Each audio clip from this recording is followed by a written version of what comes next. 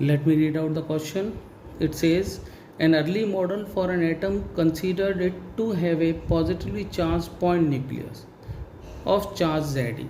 तो क्वेश्चन में बोल रहे हैं कि जो अर्ली मॉडल है उसके हिसाब से जो पॉजिटिव चार्ज है वो पॉइंट चार्ज है।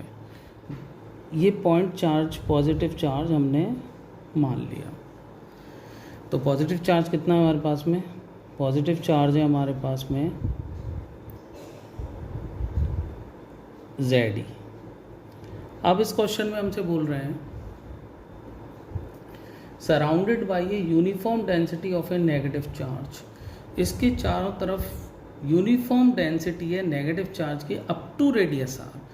इसके चारों तरफ, तो इसके चारों तरफ बना लेते हैं, लेफ्ट में, राइट में, ऊपर, इसके नीचे, चारों तरफ, मतलब ये स्फेरिकल फॉर्म में हमने नेगेटिव चार्ज को दिखा दिया। तो नेगेटिव चार्ज कितना है हमारे पास में?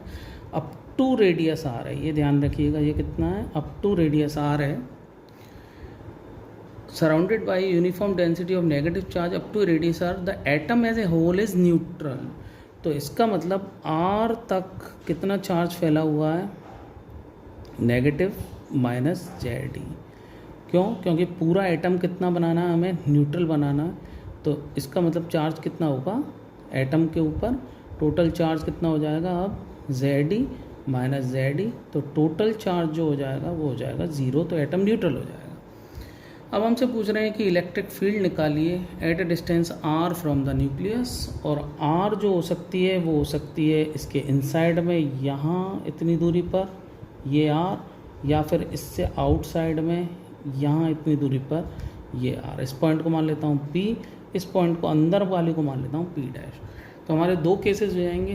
पहला केस होगा r स्मॉलर देन r, यहाँ पर हमें इलेक्ट्रिक फील्ड फाइंड करनी है एट पॉइंट P डैश, ये इनसाइड हो जाएगा, ये कितनी होगी? दूसरा केस हो जाएगा हमारा केस सेकंड, उसमें हमें r ग्रेटर देन r, ये वाला पॉइंट जो है एट EP आउटसाइड हो जाएगा, यहाँ पे हमें फाइंड करनी है। अब अगर इसमें हम गौर से देखें तो यहाँ इसमें एक वर्ड दिया हुआ यूनिफॉर्म डेंसिटी, यानी चार्ज डेंसिटी दे रखी है।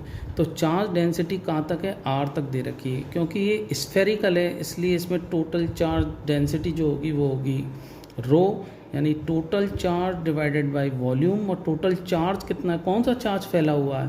क्वेश्चन के हिसाब से सिर्फ और सिर्फ नेगेटिव चार्ज फैला हुआ है। तो नेगेटिव चार्ज हमारा कितना है? Minus Zd।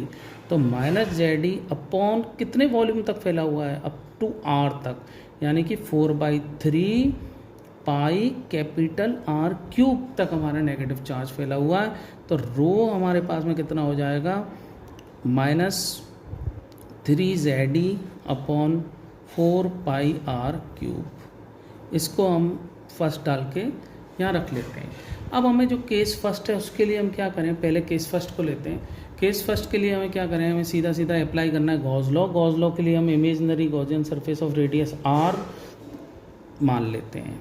तो स्फेरिकल गॉसियन सरफेस हम मान चुके हैं, स्फेरिकल गॉसियन सरफेस हमने एज्यूम की हुई है। अब गॉस लॉ अप्लाई करते हैं। गॉस लॉ बोलता है integration E dot area is equals to summation Q over epsilon naught. अब यहाँ ज़रा देखते हैं इसके अंदर टोटल चार्ज कितना नज़र आता है। तो यहाँ पर हमारे पास में Zd तो है ही है, टोटल चार्ज में हमारे पास में समेशन Q जो है उसमें Zd तो है ही है, प्लस का टोटल पॉजिटिव चार्ज कैसा है? सेंटर्ड है, इतना तो है ही है। लेकिन नेगेटिव चार्ज कितना होगा ये हमें डिटरमिन करना है। तो नेगेटिव चार्ज इसमें इतना कितना नेगेटिव चार्ज होगा ये हमें फाइंड करना है। तो इतने वॉल्यूम में कितना होगा इसको फाइंड कर लेते हैं। इसको हम क्या करें? रो से इस वॉल्यूम का मल्टीप्लाई करा देते हैं और ये वॉल्यूम कितना होता है? 4/3 पाई स्मॉल r क्यूब। ये टोटल चार्ज हो जाएगा और इसमें इसकी वैल्यू भी फाइंड आउट कर लेते हैं। रो की वैल्यू पुट कर देते हैं, तो माइनस का 3/4 Ze और पाई कैपिटल R क्यूब, ये रो की वैल्यू, और यहाँ पर 4/3 पाई R क्यूब इसमें पुटअप कर देते हैं। ये सारी यहाँ पर कैंसल्ड आउट हो जाएंगे। तो समीशन Q जो हमारे पास में टोटल चार्ज आता है वो आएगा हमारा Zd माइनस Zd और R cube over capital R cube. इसकी वैल्यू को हम उठा के इसमें रखेंगे। उससे पहले लेफ्ट हैंड साइड को ज़रा सॉल्व कर लेते हैं। इसको जब हम खोलते हैं तो हमारे पास में आता है ये इंटीग्रेशन ई ए कॉस थीटा, और यहाँ पर थीटा की वैल्यू ऑलवेज स्फीयर में 0 होती है, तो इसको 0 मानते हुए हम इसको फर्दर जब इसको खोलते हैं तो इसमें ई ए रह जाता है, कॉस 0 की वैल्यू 1। स्फीयर में आर जिधर होता है उसके अलोंग ही ई होता है, यानी एरिया वेक्टर और ई के बीच में एंगल ऑलवेज 0 होता है, तो इसलिए ई हो गया। यहाँ पे ई को हम बाहर ले लेते हैं, इंटीग्रेशन ए, और ए कितना हो जाएगा इसका ए कितना हो जाएगा इस स्फीयर का ये हो जाएगा 4 पाई आर स्क्वायर, तो into 4 pi small are square. इन दोनों वैल्यूज़ को इसमें प्लग इन करते हैं तो लेफ्ट हैंड साइड पर हमारा आता है E into 4 pi small are square, और राइट हैंड साइड पर हम इस वैल्यू को लगाते हैं Z minus Z R cube over R cube. ये तो हमारे पास में चार्ज हो जाता है टोटल, इसको डिवाइड कर देते हैं एप्सिलॉन नॉट, इससे एप्सिलॉन नॉट से हमने डिवाइड कर दिया।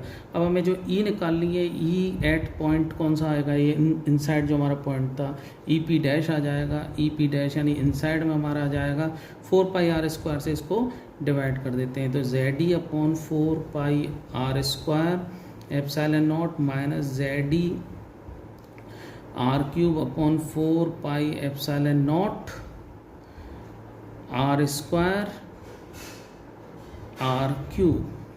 तो इसको जैसे ही हम सॉल्व करते हैं, इसमें से हम Z E upon 4 pi epsilon not को बाहर ले सकते हैं, तो Z E divided by 4 pi epsilon not को बाहर ले लेते हैं, अंदर रहता है हमारा 1 अपॉन आर स्क्वायर, और यहाँ पर माइनस का ये देखिए आर से ये आर क्यूब कट जाएगा, यहाँ Z E upon 4 pi epsilon बाहर जा चुका है, माइनस का ऊपर रह जाएगा आर और नीचे रह जाएगा R cube. This is going to be our required answer. E inside यानी ई पी डैश हमारी केस फर्स्ट की इतनी निकल के आती है।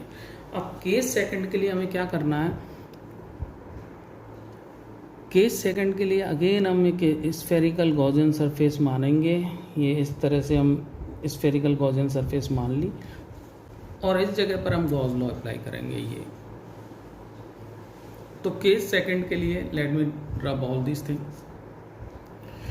तो केस सेकंड के लिए हमें यहाँ पर समीशन क्यू चाहिएगा। अब समीशन क्यू को यहाँ पे कैलकुलेट कर देते हैं। समीशन क्यू क्या होगा, टोटल चार्ज इनसाइड, और टोटल चार्ज ज़रा देखो, अब बाहर से अंदर टोटल चार्ज हमें कितना नज़र आ रहा है, टोटल चार्ज हमारे पास में आ रहा है जेड ई माइनस जेड ई। देखो यहाँ पर एटम एज ए होल जो है न्यूट्रल है, इसलिए टोटल चार्ज इनसाइड हमारा कितना आ रहा है, समीशन क्यू आ जाएगा हमारा अब की बार 0 इस स्फीयर के लिए जिसकी रेडियस स्मॉल आर है, और केस हम लेके चल रहे हैं R is greater than R. तो इस लेफ्ट हैंड साइड को हमने जब खोला था तो लेफ्ट हैंड साइड तो अब भी हमारी यही आएगी 4 पाई आर स्क्वायर, और यहाँ पर समीशन क्यू की वैल्यू 0 अपॉन एप्सिलॉन नॉट लगाएंगे।